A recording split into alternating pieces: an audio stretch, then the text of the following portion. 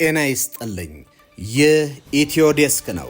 ሰላምታችን በያላችሁበት ይድረስ እያልን በዕለቱ የተሰሙ ዋና ዋና ጉዳዮችን ወደ እናንተ ይዘን ቀርበናል። ቻናላችንን ላይክ፣ ሼር እና ሰብስክራይብ ታደርጉ ዘንድ እየጋበዝን የዕለቱን ዜናዎች አበይት ነጥቦቹን በማስቀደም አሁን እንጀምራለን።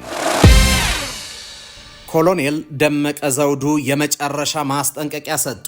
አቶ ጌታቸው ረዳ ለተናገሩት ንግግርም የማያወላዳ ምላሽ ሰጥተዋል። ከዚህ የጥፋት መንገድ ካልተመለሳችሁ የከፋ ነገር ይፈጠራል ሲሉ ዝተዋል።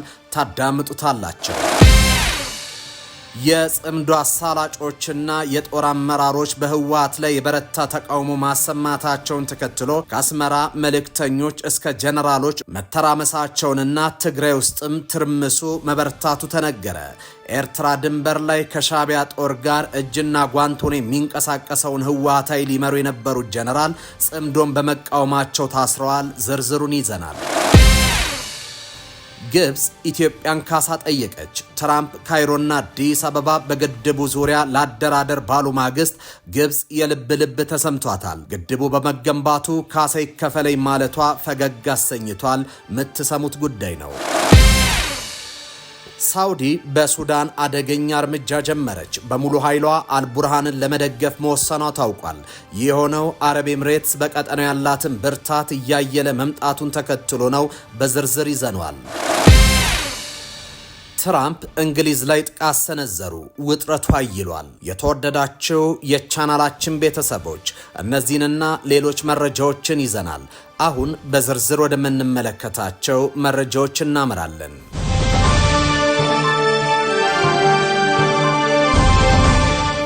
የጽምዶ አሳላጮችና የጦር አመራሮች በህወሓት ላይ የበረታ ተቃውሞ ማሰማታቸውን ተከትሎ ከአስመራ መልእክተኞችን እስከ ጀነራሎች መተራመሳቸው ትግራይ ውስጥ ትርምሱ በርትቷል።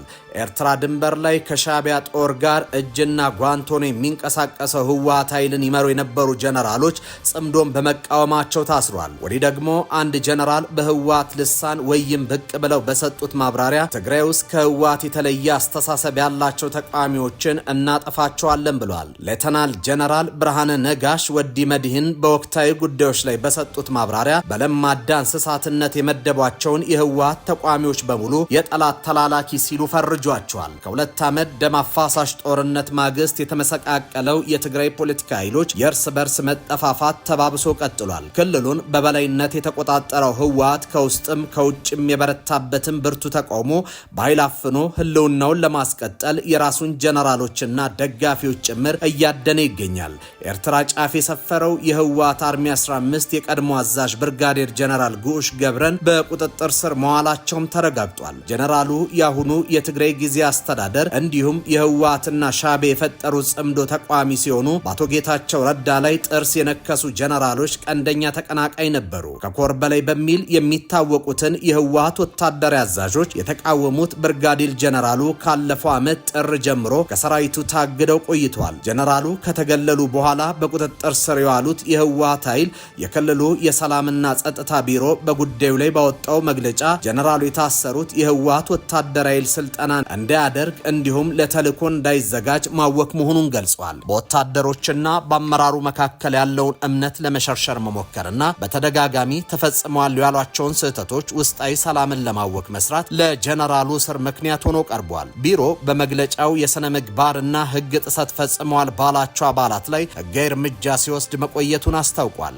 ስማቸው ይፋ ሳይደረግ አንዳንድ ወታደራዊ አመራሮች ያሏቸውን አካላት የወታደሩን ህግና አሰራር በመጣስ ባልተገባ ድርጊት ውስጥ እየተሳተፉ መሆናቸውን ታውቋል ሲል ከሷል። የጀነራሉና ሌሎች ተቃዋሚዎች በታሰሩበት አጋጣሚ ማብራሪያ የሰጡት ወዲ መድህን ትግራይ ውስጥ ከህወሓት ውጪ ሌላ ኃይል አናስተናግድም ብሏል። ጀነራሉ ሁሉንም የህወሓት ተቀናቃኝ የትግራይ ፖለቲካ ኃይሎችን በለማዳ እንስሳትነት ፈርጀው ከዙሪያችን እናጠፋቸዋለን ብሏል። ተቋሚዎችን በጠላት መሳሪያነት ፈርጀው እናጠፋቸዋለን ያሉት ጀነራሉ በሌላ በኩል ደግሞ አደጋ ገጥሞታል የተባለውን ጽምዶ ተጠናክሮ መቀጠሉን ጠቁመዋል።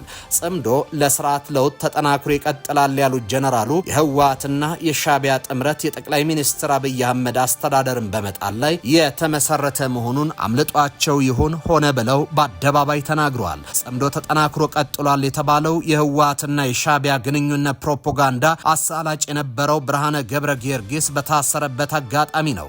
በታሰረው የህወሓት ወገን የጽምዶ አሳላጭ ምክትል ጀነራል ወልደ ጊዮርጊስ ተክለ ሸሪፎ ልጅ ናይል ወልደ ጊዮርጊስ ተተክታ ከኤርትራው ጽምዶ አሳላጭ አወል ሰይድ ጋር በይፋ ስራ ጀምራለች።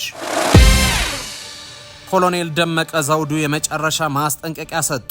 አቶ ጌታቸው ረዳ ለተናገሩት ንግግርም የማያወላዳ ምላሽ ሰጥቷል። ከዚህ የጥፋት መንገድ ካልተመለሳችሁ የከፋ ነገር ይፈጠራል ሲሉ ዝተዋል። የጥምቀት በዓልን በወልቃይት ዞን በተከዜ ወንዝ ዳርቻም ተከብሯል። በዚህ ክብረ በዓል ላይ ኮሎኔል ደመቀ ዘውዱ ተገኝተው ንግግር ያደረጉ ሲሆን ማሳሰቢያና ማስጠንቀቂያ ያዘል መልእክቶችን አስተላልፏል። ያለፉትን 27 የህወሓት የስልጣን ዘመን የቅኝ ግዛት ነበር ሲሉ ገልጸው በህወሓት ያስተዳደ ወቅት የወልቃይት ህዝብ በሃይማኖታዊ በዓሉን በፈለገው ቋንቋና ባህል እንዳያከብር ነጻነት ተነፍጎ ቆይቶ ነበር ሲሉ አስታውቋል። አንድ በመሆናችንና በመተባበራችን ነጻነታችንን አውጀን አማራዊ ማንነታችንን አስከብረን በፈለግነው ቋንቋና አለባበስ እንዲሁም ባህል የአደባባይ በዓል ለማክበር በክተናል ሲሉ ገልጸዋል። የወልቃይት ጠገዴ ህዝብ አማራዊ ማንነቱን በህግ አግባብ ለማጽናት እየተሰራ ነው ሲሉ ቀጥለው ዛሬም እንደ ትላንቱ አንድነታችንን አጠናክረን ልንቀጥል ይገባል ብለዋል። የወልቃይት ጠገዴ ህዝብ እውነትን ይዞ እየታገለ ያለ ህዝብ በመሆኑ ፍትህ ወዳድ ኢትዮጵያንና የዓለም ህዝብ እውነታውን እየተረዱ ለነጻነትና ለማንነታቸው ስንል የከፈልነውን የማይካድሬ ጅምላ ጭፍጨፋን ያውቃሉ ብሏል። በዚህም በቅርቡ በኢትዮጵያ አሜሪካ አምባሳደር ሄርቪንግ ማሲንጋ በቦታው በመገኘት ያደረጉት ውይይት ማሳያ ነው ብሏል። የአማራና የትግራይ ህዝብ በኢትዮጵያ ታሪክ ክፉንም ደጉንም አብሮ ያሳለፈ ወንድማማች ህዝብ ነው ብሏል። በአብሮነት ለመኖር ከኛ ከወንድሞቻችሁ ጋር በመነጋገርና በመወያየት እንጂ የህወሓትን መንገድ መከተል የበለጠ ጥፋት ያመጣል ሲሉ ገልጸው የወልቃይት ጠገዴ ህዝብ ጎንደሬ አማራነትን አትቀሙኛል እንጂ ከትግራይ ህዝብ ጋር አብረን አንኖርም አላለም ሲሉ ተናግሯል። ጥምቀትን ተከዜ ወንዝ ዳርቻ ማክበራችንን እንቀጥላለን። አስተዳደራችንን አጠናክረን ነጻነታችንን በህግ አግባብ እናጸናለን። የሚጠናከር እንጂ የሚፈርስ አስተዳደር የለም ብለው አንዳንድ አካላት ለፖለቲካ ፍጆታ ሲሉ የሚያናፍሱትን የተለመደ አሉባልታ ወሬ ልናዳምጥ አይገባም ብለዋል። ግብጽ ኢትዮጵያን ካሳ ጠየቀች። ትራምፕ ካይሮና አዲስ አበባን በግድቡ ዙሪያ ላደራደር ባሉ ማግስት ግብጽ የልብ ልብ ተሰምቷታል። ግድቡን በመገንባቱ ካሳ ይከፈለኝ ማለቷ ፈገግ አሰኝቷል። የህዳሴውን ግድብ ላደረሰብን ጉዳት ኢትዮጵያ ካሳ ልትከፍለን ይገባል ሲሉ የግብጽ ውሃ ሚኒስትር ተናግሯል። የግብጽ ውሃ ሀብትና መስኖ ሚኒስትሩ ሃኒስ ዋሊም የኢትዮጵያ ታላቁ ህዳሴ ግድብ ላደረሰው ጉዳትና ግብጽና ሱዳን ካሳ ሊከፈላቸው እንደሚገባ መናገራቸው አስገራሚ ሆኗል። ሚኒስትሩ በአገራቸው ሴኔት ስብሰባ ላይ ባደረጉት ንግግር በአባይ ወንዝ እስከ ዛሬ ድረስ ኢትዮጵያ የሰራችውን ያህል መጠን ያለው ግድብ ተሰርቶ እንደማያገልጸው ይህም የተሰራው በተናጠል እርምጃ ነው ብለዋል። የግድቡ መሰራት በግብጽ ላይ የሚፈጥረው ተጽዕኖ እየታየ መሆኑን ጠቅሰው አገራቸው ከአባይ ውሃ የነበራትን የ55 ቢሊዮን ኪዩቢክ ውሃ ወደ 35 ቢሊዮን መቀነሱን አስታውቋል። ጨምረውም እኛ የአባይ ወንዝ ድርሻችን 55 ቢሊዮን ኪዩብ ቢሆንም አገራችን የውሃ ፍላጎት ግን 85.5 ቢሊዮን ኪዩብ ውሃ ነው ብለዋል። ንግግራቸውን ሲቀጥሉም ያለብንን የውሃ ፍላጎትና አቅርቦት ችግር ለመፍታት በየዓመቱ 23.2 ኪዩብ ሜትር ውሃን መልሰን እንጠቀማለን። እንዲሁም ውሃን በማከሚያ መንገድ ደግሞ 4.8 ቢሊዮን ኪዩብ እናገኛለን ያሉ ሲሆን በመላው ዓለም የአንድ ሰው አማካይ የውሃ ፍጆታ 1000 ሜትር ኪዩብ ሆኖ ሳለ በአገራችን ግን ይህ 500 ሜትር ኪዩብ መሆኑን አስረድቷል ሲል ኢጂፕት ኢንዲፔንደንስ ዘግቧል።